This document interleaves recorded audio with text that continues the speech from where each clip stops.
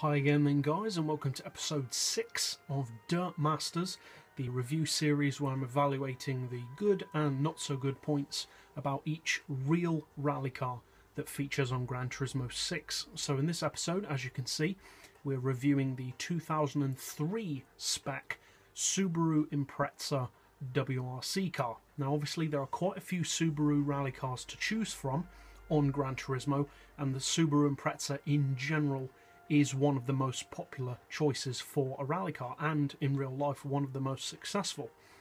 So how does this particular version of the Impreza, the 03 model, fare? Well, let's go to the track and find out.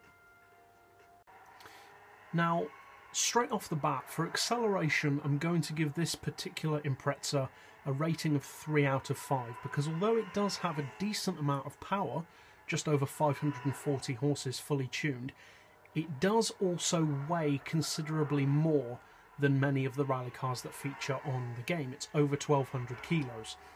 So for acceleration it's going to be a 3, because it's not bad, but it's not amazingly good either. But for low speed handling I am going to give it a definite 5 out of 5, because it's very forgiving, there's tons of grip as you'd expect, the turn-in is very good, and it's just very easy to drive the Impreza. For brakes as well, I'm also going to give it a strong 5, because they are very, very good. And for city tracks in general, I'm going to give it a 4, because it's not quite perfect, but it is very good. So now let's see how it handles a country track. Now, twisty country tracks may appear to be similar to city tracks. There's a very start-stop driving style, twisty corners, some straight sections, but mostly low-speed performance. But it's actually not as simple as that, because twisty country tracks do require different aspects of your car's personality, such as how good the car's flow is from corner to corner, and more higher speed potential and higher speed handling from the car. So how does this car perform in that regard? Well, for high-end performance, I'm going to give it, again, a 3. So like its acceleration, it's good, but not amazingly good. It's just okay.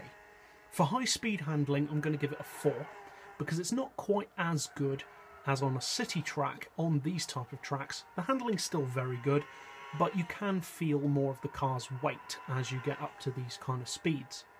For its overall drivability though, I'm going to give it a strong 5, because it's very, very easy to drive the Subaru. It's very forgiving, there's tons of grip, and it's not hard to get a hold of. For tracks like this in general, I'm going to give it a 4, because it's not perfect, but it's very good.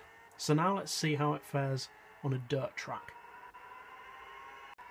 Now, the majority of people who are even slightly affiliated with rallying or have a knowledge of it will probably know that in real life the Impreza is a hugely dominant rally car, especially back in the days when it was only available as a saloon rather than the hatchback type that it is now. So how does it perform on the game? Well, on dirt tracks it performs really well. The length and proportions of the car give it very good balance in corners. Obviously the all-wheel drive lets you get all that power down and gives you tons of grip and lets you be really confident about what the car is capable of. Again, as we said before, the drivability is excellent, which is great for people who are maybe have less experience in rally driving. Like I said before, it's a very forgiving car. You can throw it into corners without really worrying about it getting leery. The handling is very reliable. It's consistent through corners, and overall, like I said, for dirt tracks, I'm going to give it a strong 5, because it is very, very good. And although you can feel the weight of the car, it still handles that weight very, very well. Overall drivability is still a strong 5. The brakes are also a strong 5, because even on a dirt track, they do bring the car to a halt very, very well. And the great thing about the Impreza is it bridges the gap between less and more experienced rally drivers. Either category of driver can use the car and get great lap times out of it. It's a very user-friendly rally car with very high potential of success. So that's it for our rally track. Now let's finally see what it can do on Chamonix for snow driving. So the Subaru performs very, very well on dirt tracks, which really is to be expected considering how legendary its rally potential is. But as we've said before, snow driving is a completely different challenge to dirt driving.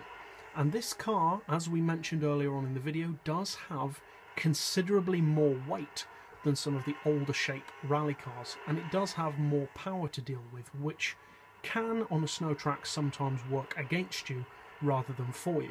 So how does it perform on this track? Well, it actually performs really well. You can notice the weight of the car, but it doesn't have hardly any pendulum effect in the corners at all. It's very easy to get a good lap out of the car.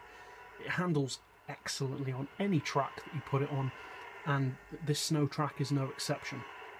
Again, like we said for dirt tracks, a great car both for people who are introducing themselves to rally driving and for people who are veterans of the sport and who are looking for a car that will give them countless victories and great lap times. Now, it's not necessarily the fastest rally car, and I'm not claiming that it will win every race you enter, but it's definitely a very strong all-round rally car for most drivers. So that's it for our overall track testing. Now let's finally go back to the garage for a roundup of this car's best and perhaps worst point. So overall, the Impreza 03 Spec is a great all-round rally car. Like any car, it has its weaknesses. The extra weight, for instance, does give it a disadvantage compared to many of the Group B cars and just many of the other rally cars in general. It is a reasonably heavy car. Now, by WRC standards, it's not a heavy car, but compared to the Citroën that we tested yesterday, which obviously was a front-wheel drive car, and in general compared to most of the older rally cars, it's carrying around 200 kilos or more of excess weight compared to those cars. Now, it does have a decent amount of power to counteract that, as we mentioned, and overall, the extra weight doesn't impede the car that much. Obviously, it would be quicker if it had less, but you could say that about any car. Overall, I would say the car's best point is just the overall package. It has everything that you could reasonably want from a rally car in one model. The handling is very good, the brakes are very good, the balance is almost perfect for cornering, the grip is great, the drivability is great, and all things considered, its straight line performance is very good, or good enough for most tracks. Its weakest point, well, it's an Impreza, so although I'm not a fan of them, I do have to admit it doesn't really have a particular bad point as such. But the only downside is, as I've already mentioned in the video, it does have a bit of excess weight compared to some of the rally cars.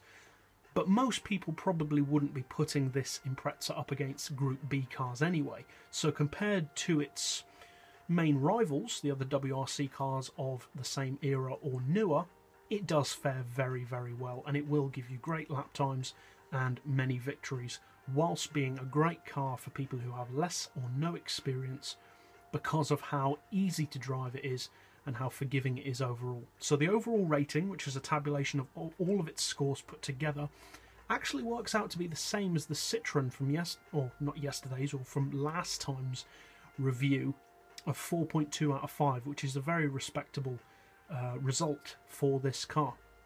So as always, I'll put the specs for the car when it's fully tuned, the ratings and the lap times that it achieved in the video description below so that you can compare that to the other rally cars if you need to.